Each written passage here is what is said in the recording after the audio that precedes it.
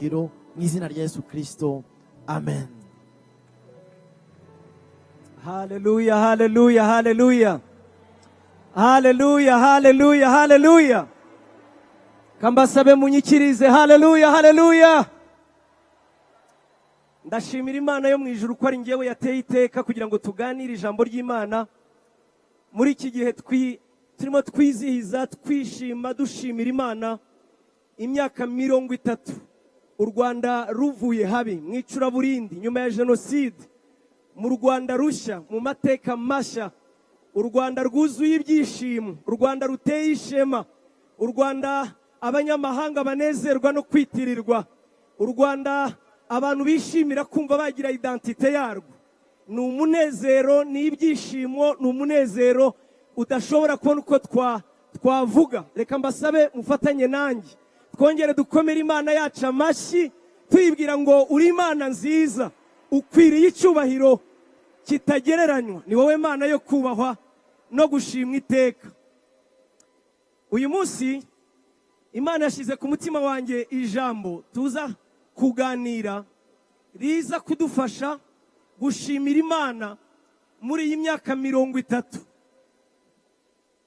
tuvuye mu icuraburindi, jenoside ihagaze, u Rwanda rwiyubatse, u Rwanda mu mateka mashya, u Rwanda mu byiringiro, u Rwanda ari umucyo umurikira amahanga.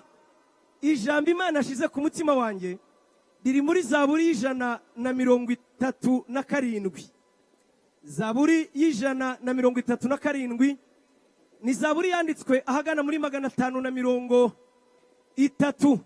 Abisiraheli bari bavuye mu bunyage, hanyuma bandikiye Zaburi bayiririmba. Nabonye ariyo rwose yahura n'amateka yacu, tutibagiwe na yayindi Uwiteka yadukoreye bikomeye, natwe turishimye. Ariko iyi Zaburi numvise Imana ishyira ku mutima kuko abanyarwanda benshi twari tumeze nk'aba Bisiraheli. Iyi Zaburi iragira iti: twicaraga ku migezi y'i Babuloni tukarira twibutse Siyoni, ku biti bimera iruhande rw'amazi yo hagati y'i Babuloni twari tumanitseho inanga zacu, kuko abatujyanyeho iminyago badushakiragaho indirimbo aho hantu, abatunyaze badushakagaho ibyishimo, bati nimuturirimbire ku ndirimbo z'i Siyoni. Twaririmba dute indirimbo y'Uwiteka mu mahanga? Yerusalemu ninkwibagirwa, ukuboko kwanjye kw'iburyo kwibagirwe gukora, ururimi rwanjye rufatane n'urusenge rw'akanwa kanjye.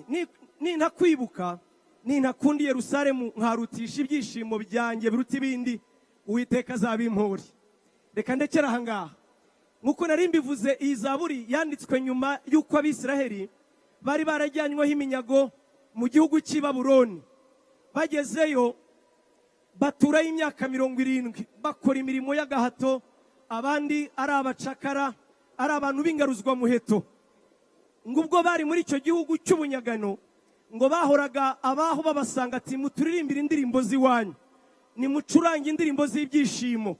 Bakavuga bati twaririmba dute indirimbo z'ibyishimo kandi turi mu mahanga? Ese iyi nkuru ihuriye hehe natwe n'Abanyarwanda? Ibyo ngiye kuvuga ndasaba bato nibura bari munsi y'imyaka 40 kunyihanganira gato, namwe ndabagenera umwanya wanyu mu minota mike, ariko mbanze mvugane gato n'abari hejuru y'imyaka 40, nibo bashobora kumva neza yuko iyi ndirimbo natwe twayiririmba nk'Abanyarwanda. Ntabwo twe twari i Babuloni, ariko twari ahandi hameze nk'i Babuloni. Abanyarwanda barengeje iyi myaka cyane cyane bavukiye mu mahanga. Reka mbanze mvuga bavukiye mu Buganda. Abari barahungiye mu gihugu cy'Ubuganda, ababyeyi babo barahunze muri 59 bakisanga mu buhungiro. Ndibaza ko mudashobora kwibagirwa ubuzima bushaririye bukomeye mwagiriye mu nkambi za Rwamwanja na Kivale, Cyakawana, Cyakatu, Ibuga, Gahunge na Cyangware. Ndibaza ko mudashobora kwibagirwa Imana yabatabariye ahari hameze gutyo. Imvugo mwakoreshaga gusa yari imwe, yaravugaga ngo twarabonabonye. Imana ishimwe ko yadukijije ikatugara mu gihugu cyacu. Ntidushobora kwibagirwa bari barahungiye muri Tanzania, nabo bahoraga bavuga ngo ubuzima buranze, bari barahungiye mu nkambi zitwa za Kimuri na Kwenda muri Karagwe, ndetse n'abari baratujweho bita muri Mwese muri Mpanda. Ababo bari barirukanywe na Perezida Mobutu maze arabakira Nyerere. Namwe ndibaza ko mudashobora kwibagirwa ko Imana yatugaruye mu gihugu ikongera ikakiduha. Ntabwo dushobora kwibagirwa bari i Burundi, aba nabo ubuzima bushaririye bagiriye mu nkambi za Kayongozi, Muramba, Nyarunazi na Mushiha. Tutibagiwe abagiye mu Mushasha, Kibitoki, Bubanza na Bujumbura. Mwakibagirwa se uburyo gutsinda ikizamini cy'amashuri abanza byasabaga umugabo bigasiba undi, bamwe bagatsindira kuri 40, namwe mugatsindira kuri 70. Imana ishimwe ko yatugariye mu gihugu cyacu. Abari barahungiye muri Kongo, ndibaza ko mutakwibagirwa na busa ubuzima bwari bukomeye bagiriye mu nkambi ya ahitwaga Karongi muri Karehe, Bibwe, Masisi, Jomba. Abagize ngo birwanyeho bakoresheje article 15 Mobutu yabigishije, bahungiraho bita mu Birere, Kadutu na Nyawera. Imana ishimwe ko yatugaruye mu gihugu cyacu. Haleluya. Ntabwo twakibagirwa amazina mabi Abanyarwanda bari bafite muri ibyo bihugu. Abahungiye Uganda, iyo wavugaga umunyarwanda baravuga ngo akanyarwanda, akantu kadafite icyo kavuze. Abahungiye muri Kongo, iyo umunyarwanda yagiranaga ikibazo n'umwene gihugu, yaramubwiranga ngo wowe munyarwanda kabira mucafu. Abatumva igiswahili biravuga ngo umunyarwanda n'ubwoko bw'umwanda. Naho abahungiye i Burundi, iyo bagutukaga barakubwira ngo wa munyarwanda we munyagobo. Turashimira Imana yuko yadukuyeho izina ribi. Haleluya. Uyu munsi ntabwo mvuze abo ngabo gusa bahunze muri 59 nk'aho aribo bafite ishimwe ryo gushimira Imana. Oya, nitwakibagirwa 94 nyuma ya jenoside, Abanyarwanda bikoreye uturago, abandi bahetse abana, bamwe berekeye muri Kongo, abandi bagiye Tanzania. Namwe Imana yabagaruye mu gihugu, ntabwo twabyibagirwa. Munyemere namwe mbibutse ubuzima bushaririye, Macinya ndetse na Korera zari mu nkambi muri Sud Kivu. Mwibuke muri Sud Kivu hari inkambi ya Hongo, Inera, Adi Kivu na Kashusha. Imana ishimwe ko yabagaruye mu gihugu cyacu. Ntabwo twakwibagirwa abari mu nkambi muri Nord Kivu, Mugunga, Kibumba, Sake, Kayindo na Katare. Imana ishimwe ko yabagaruye mu gihugu cyacu. Izi nkambi zaze gusenyuka, muhuriraho bita Tingitingi ndetse na Kisangani na Mbandaka. Ubuzima bwari bubi, ariko Imana ishimwe ko yabagaruye mu gihugu cyacu. Twese hamwe dufatanije nk'umuntu umwe turabwira Imana ngo uragahezagirwa, uri Imana ikwiriye icyubahiro, waduhaye igihugu kandi turi bamwe nk'Abanyarwanda. Aba ni abahungiye Kongo, abahungiye Tanzania nabo bagiye berekeje muri Karagwe. Abangaba batuye aho bita mu nkambi zitwa hari inkambi zitwa Benako ndetse naho bitaga Chabalisa. Aha naho hari ubuzima bubi. Ababona arabirebeye n'amaso, bose bari barwaye imvunja, ibirenge byaratambitse. Imana ishimwe abari bameze batyo barangije kwiga kaminuza, n'abagabo ndetse n'abagore. Imana yacu ihimbazwe. Bavandimwe, ibyo mbivuze ngo twongere twibukiranye yuko Imana yaduhaye igihugu twese, kandi tuza akababaro twari dufite muri izo nkambi, turi muri shitingi, mu tugonyi, kuzatura mu nzu ari iby'abandi atari ibyacu. Ariko Imana ishimwe ko Abanyarwanda uyu munsi uretse no gutura mu nzu, gacaca yabaye umugani. Imana yacu ihimbazwe cyane. Turashima Imana yaduhaye igihugu. Munyemerere nongere abo mvuze n'abari mu mahanga. Ndashimira Imana kubwa ingabo zaho zari za APR Inkotanyi zabohoje igihugu zigahagarika jenoside. Nta wabyibagirwa. Mbega tuvuge abari mu nkambi hirya no hino mu gihugu, mbega twabona ururimi dukoresha tuvuga agahinda katagira izina. Abarokotse jenoside bari bafite mu Rwanda isengesho ryari rimwe ngo icyama ubuzima ndimo bukaba ari inzozi. Ariko Imana ishimwe ko uyu munsi yaduhanaguye amarira ikatwibagiza ibyo byose. Ndashimira Imana ibintu bibiri by'ingenzi. Icyambere, ndashimira Imana ubuyobozi bwiza yaduhaye bwatumye birenga ubwabo bagashyira imbere inyungu z'igihugu, bagashyira imbere ubumwe n'ubwiyunge, abanyarwanda tukaba turi umwe, igihugu cyacu kikaba kiduteye ishema. Icya kabiri, ndashimira Imana kubw'itorero. Byari bigoye kongera kuvuga ibyiringiro nyuma y'ibyago n'amahano na jenoside yakorewe abatutsi. Uwitwa Musenyeri Rucyahana Rafael yaravuze muri Leta Zunze Ubumwe za Amerika, bamubajije ngo ni gute abanyarwanda mutinyuka kuvuga Imana kandi muzi ibyababayeho.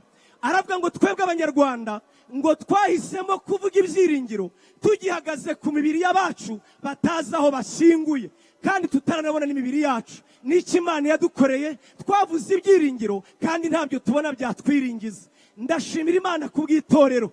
Bashumba muri aho, ndagira mbabwire ngo turabubaha. Mwarakoze kutubwira ubumwe n'ubwiyunge, mwarakoze kutubwira ubutumwa bw'isanamitima, mwarakoze kutubwira ko Yesu atadutaye, mwarakoze kongera kutubwira ko bigishoboka. None uyu munsi ijuru ryarakeye, Yesu yaratumurikiye, ibyiringiro birahari, nta bwihebe dufite. Kristo Yesu ni umwami. Navuze ngo ndavugana n'abakuru, nyemera none mu minota dusigaranye mvugane n'abakiri bato. Abo ngabo ntibazi Kashusha, nta nubwo bazi Rwamwanje, ntabwo bazi Cabalisa, ntibazi na Kayongozi. Bo bavukiye mu bisubizo, ni mu matara yayandi ambasade yatubwiye. Ntabwo bazi umwijima, ntibazi agatadowa, kandi koko ni byiza, nibyo twabifurizaga abana bacu, barumuna bacu. Namwe ariko hari ubutumwa bwanyu. Ubutumwa buri mu gitabo Mose yavuze ubwo yandikaga abwira Abisiraheli. Munyemerere ubutumwa tubusome, nibwo bwerekeye namwe abakiri bato. Ni mu gitabo cyo Gutegeka kwa kabiri ibice 8 uhereye ku murongo wa 10. Aravuga ngo uzarya uhage, uzishimira Uwiteka Imana yawe igihugu cyiza yaguhaye. Wirinde ntuzibagirwe Uwiteka Imana yawe, ngo utitondere ibyo yategetse n'amateka yayo n'amategeko yayo ngo utegeke uyu munsi. Numara kurya ugahaga, ukamara kubaka amazu meza ukayabamo, inka zawe n'imikumbi yawe n'ifeza zawe n'izahabu zawe n'ibyo ufite byose bigwiriye. Imana yacu ishimwe. Uzirinde umutima wawe we kwishyira hejuru, ngo wibagirwe Uwiteka Imana yawe yagukuye Rwamwanje, yagukuye Gahungi, yagukuye Kayongozi, ababyeyi bawe aho bari baruhiye ntuzabyibagirwe. Hano ho handitse ngo yagukuye mu Egiputa. Reka ndekera aha ngaha. Bavandimwe barumuna bacu, rubyiruko mu gikura, turagira ngo tubabwire ngo nimuzibagirwe iki gihugu aho cyavuye, nimuzibagirwe ngo mwongere murengwe, ngo mwemere amacakubiri yinjira. Rubyiruko nimuzibagirwe ngo murengwe mwimice ibyaha, kubera ko ibyaha bikoze isoni amahanga yose. Salomo yaravuze mu bwenge bwe bwinshi, aravuga ngo gukiranuka gushyira ubwoko hejuru, ngo ariko ibyaha byo bikoze isoni amahanga yose. Gutsindwa kw'igihugu ni igihe gitangiye kwibagirwa gukiranuka. Bavandimwe, imibare ishyirwa hanze na za minisiteri zitandukanye iteye inkeke. Imibare ivuga urubyiruko rukoresha ibiyobyabwenge iteye inkeke. Imibare y'abakobwa n'abana bato b'abangavu baterwa inda batarageza imyaka iteye inkeke. Imibare ya divorce iteye inkeke. Imibare y'abiyahura iteye inkeke. Imibare y'abafite urwego mu mutwe iteye inkeke. Bavandimwe barumuna bacu, bitazasigara ari slogan yuko tuzakomeza tugasigasira ibyagezweho nyamara turimo dupfa. Ntabwo urubyiruko rwubaka igihugu ari urunywa ibiyobyabwenge, ntabwo urubyiruko rwubaka igihugu ari urusinda. Reka da, ubundi byo twaba turimo twikirigita tugaseka. Niyo mpamvu gukiranuka niko kuzashyira u Rwanda hejuru, kwirinda ibyaha niko kuzashyira u Rwanda hejuru, kuko gukiranirwa gukoze isoni amahanga yose. Ariko gukiranuka ndako gukiranirwa gukoze isoni amahanga, gukiranuka gushyira Imana yacu hejuru, Imana yacu himbazwe. Ngana ku musozo rero, ngana ku musozo, mbega twakora iki? Niki twakora rubyiruko bagenzi banjye? Uwitwa Yesaya yaravuze ngo muri Zaburi ya 51 aravuga ngo ujya wibuka urwobo wacukuwemo, ngo n'urutare wasatuweho. Nshuti yanjye, ntituzibagirwa aho twavuye, aho tugana ni heza kurutaho, ariko twe kwisenyeraho. Gusa ndibaza ko atari njye njyenyine, fatanije n'abandi kubwira abatuyobozi bacu, kubwira ababyeyi bacu, kubwira abayobozi b'itorero yuko twiyemeje ntabwo tuzasigasira gusa ibyagezweho, ahubwo tuzabikuba inshuro nyinshi. ntabwo tuzasigasira gusa ibyagezweho. Ndizera ko mu 2030 tuzaba na 30, ndavuga imyaka 30 iri imbere atari ejo bundi, mu mwaka wa 2060 tuzaba dufite amasitade menshi, tuzaba dufite imihanda hejuru no hasi, tuzaba twarubatse amashuri atangaje. Ntabwo tuzasigasira gusa ibyagezweho, ahubwo tuzabikuba cyane. Ndizera ko nzaba afite imyaka nka 70 ahari, icyo gihe nanjye nzaba mpari, turi muri Rwanda shima Imana, tureba ko ibyagezweho twabikubye inshuro nyinshi. Imana yacu ishimwe. Nk'uko navuze, ibyaha bikoze isoni amahanga yose, ariko nanone nta muntu n'umwe ubasha kwikiza ibyaha. Niyo wakumva uri umusinzi, ntabwo nguciriye witeka. Ngubwire inshuti yanjye, nta muntu n'umwe wikiza ibyaha, ahubwo nicyo cyatumye Bibiliya ivuga ngo kuko Imana yakunze abari mu isi cyane, byatumye itanga umwana wayo w'ikinege, kugira ngo umwizera wese atarimbuka, ahubwo ahabwe ubugingo buhoraho. Kuko itatumye umwana wayo mu isi gucira abari mu isi witeka, ahubwo yamutumye ngo bazamwizera bose bazakizwe nawe. Pawulo yandikiye Timoteyo aramubwira ngo mwana wanjye, mu rwandiko rwa 2 ibice 2:8, ngo ndakwinginga ngo ujya wibuka Yesu wakomotse mu rubyaro rwa Dawidi, agapfa akazuka nk'uko ubutumwa bwiza twahawe bivuga. Yesu Kristo yagaragariye gukiza ibyaha. Yesu Kristo yaje gufasha abatishoboye. Yesu Kristo yaje guhindura umutima.